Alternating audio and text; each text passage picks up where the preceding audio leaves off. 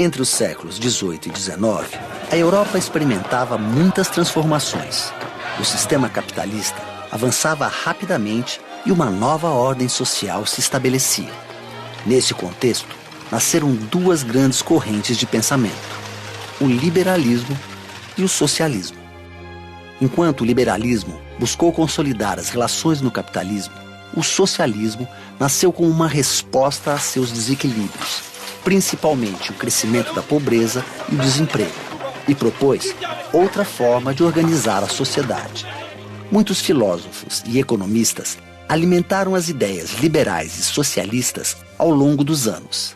Adam Smith e Karl Marx foram seus principais expoentes.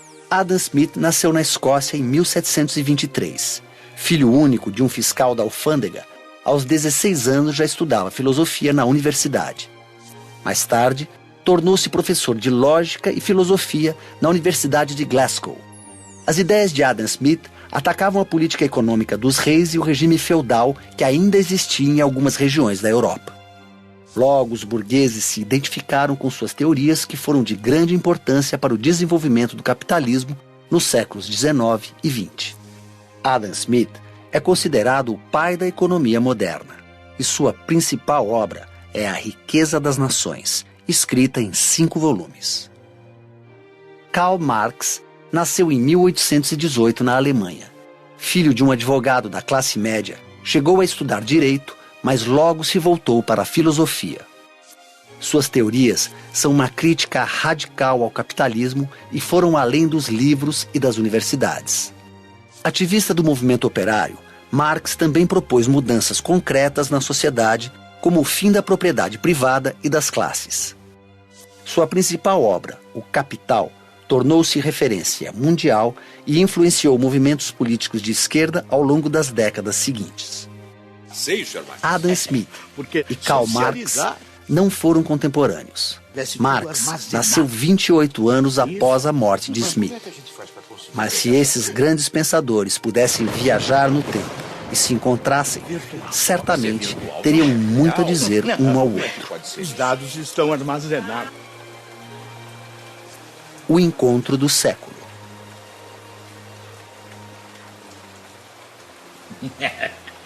Enquanto nossa sociedade estiver dividida em classes, Sr. Smith, as relações econômicas não podem ser consideradas igualitárias, tampouco livres. A classe dominante sempre vai oprimir os mais pobres.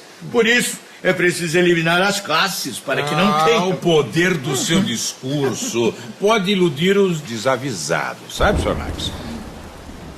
Mas vamos aos fatos. Tomemos, por exemplo, esse vinho, que, aliás, tem grande presença para uma simples taberna como essa. Muito bom.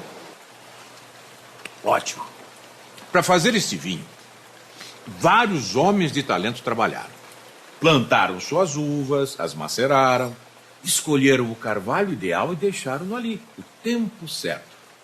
É uma arte, Jorge, uma arte. Sr. Smith, vá direto ao ponto. Eu sou um homem ocupado. Pois bem, o produtor desse vinho, o que é que ele buscou fazer? Um produto com muitos predicados, muitas qualidades, apenas porque ele aprecia o vinho como nós, Sr. Marx? Não. A sua intenção é sair ganhando diante de um cenário de livre concorrência. A sua intenção é vender mais, claro. E certamente, com os vinagres que estão por aí, este vinho vai render e vai vender muito mais. Trabalhando pelos seus interesses individuais, o proprietário faz com que os outros produtores também procurem melhorar a qualidade dos seus vinhos. E assim, todos empregam mais trabalhadores especializados e melhoram a produtividade. Podem até diminuir o preço, se for o caso. É o mercado se autorregulamentando, Sr. Marx. É o que impulsiona a economia e melhora a vida dos cidadãos. Como o senhor vê, as razões que levaram esse produtor a melhorar o seu vinho também impulsionaram toda a sociedade. Sr. Smith, o caminho do inferno está calçado de boas intenções. O senhor também acredita em contos de fada? Em vez de me tomar por ingênuo, o senhor deveria ler a minha obra. Está lá, Minha Riqueza das Nações. Li sua obra. Ótimo. Não quero ofendê-lo pessoalmente, mas uma resposta se faz necessária. Imagine, Sr. Smith, que o produtor desse mesmo vinho aveludado seja proprietário de muitos recursos, um membro da burguesia. Ele é um grande produtor, compra as melhores terras, contrata os profissionais mais destacados na arte do vinho, escolhe as melhores feiras para colocar seu produto. Afinal, ele pode pagar mais. O que vai acontecer com os médios e pequenos produtores? Eles irão à falência. Para esses produtores, a situação será difícil, para não dizer impossível. Mas para os trabalhadores que ele empregava, será pior ainda, porque eles estarão sem emprego, na miséria. Como o senhor vê, não haverá igualdade nas trocas enquanto existirem classes. Sr. Marx, tudo indica que este vinho, um bálsamo para as nossas gargantas secas, está lhe provocando desvario, sabe?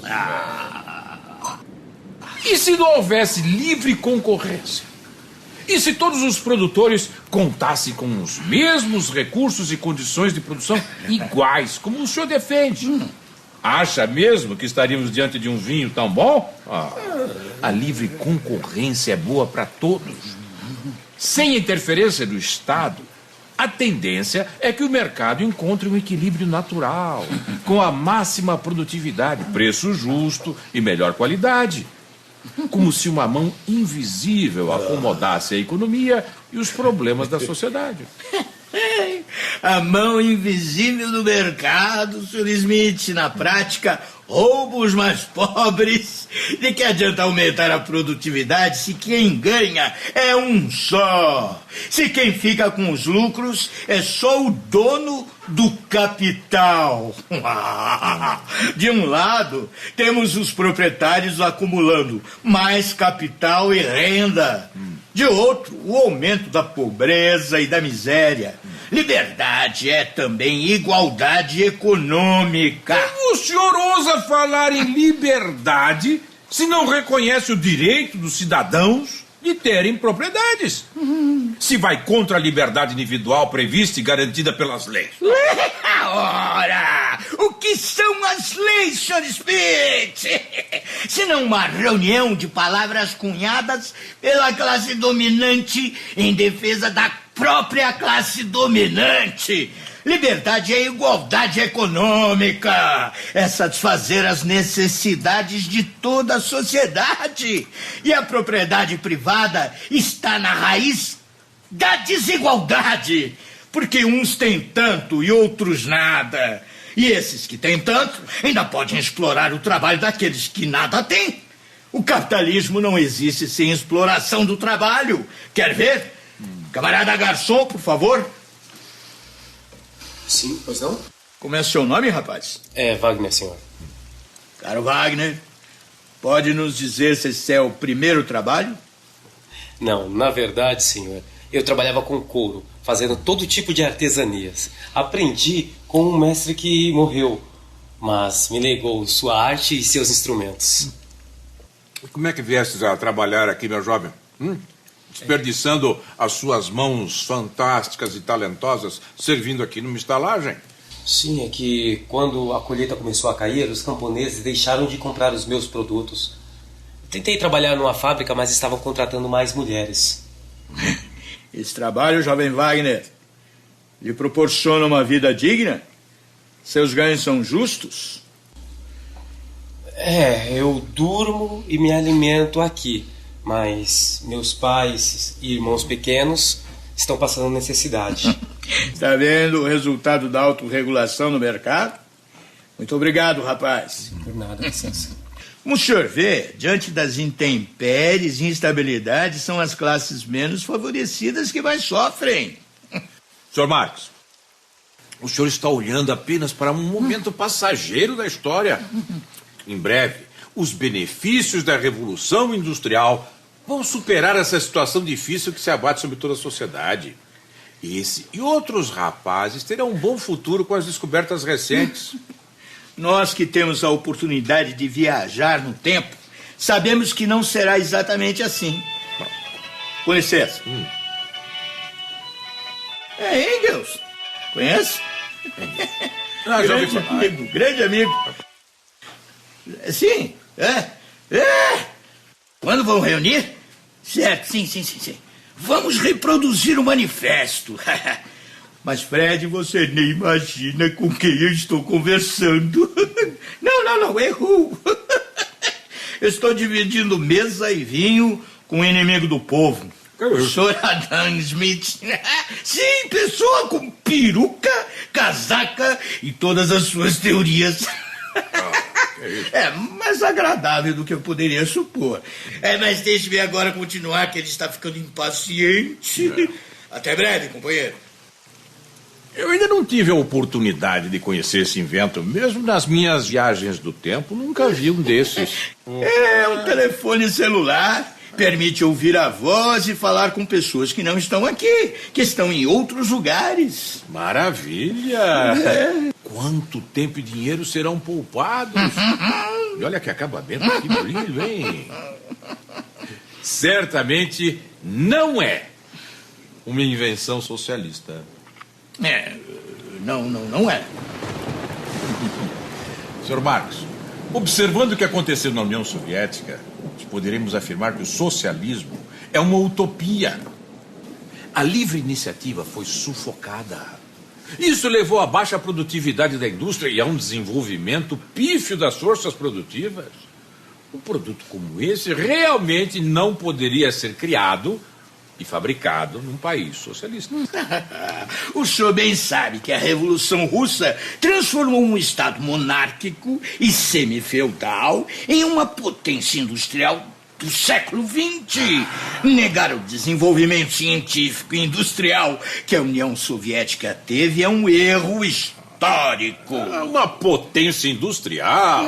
Tenha coragem de desvendar os próprios olhos, Sr. Marx. A economia russa não está entre as maiores do mundo. Além disso, esse processo de industrialização foi acompanhado de uma constante exploração dos trabalhadores que realizavam jornadas de trabalho de até 16 horas. Mas o mais grave, em nome de supostas conquistas sociais, a democracia foi atingida mortalmente. A União Soviética viveu isso. Infelizmente, vejo que esses acontecimentos ficaram inscritos na história do socialismo, Sr. Smith. Os erros cometidos por Stalin e outros líderes que deturparam minhas ideias e de outros companheiros não podem ser repetidos. Se eu estivesse lá, talvez tudo tivesse sido diferente. Não. Sr. Marx, é uma utopia mudar a natureza humana.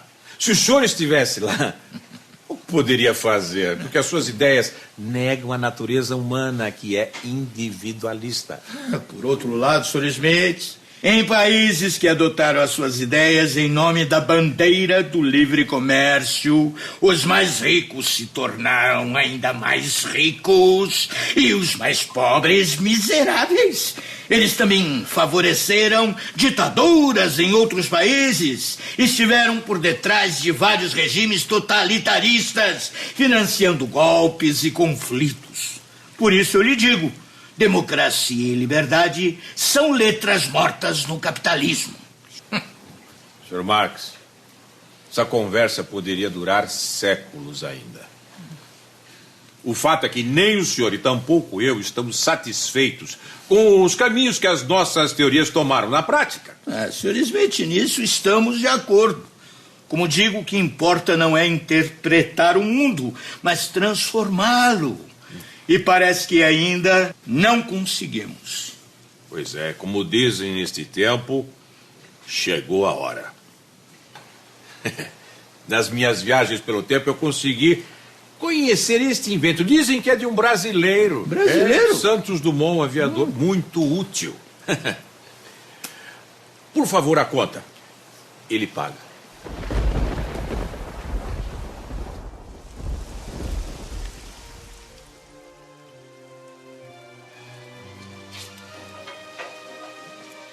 Gostaria de dar um passeio, Sr. Marx? tal andarmos por aí, talvez trocar umas ideias, descobrir até outros caminhos, outras soluções? Por que não? É pena que está chovendo um pouquinho.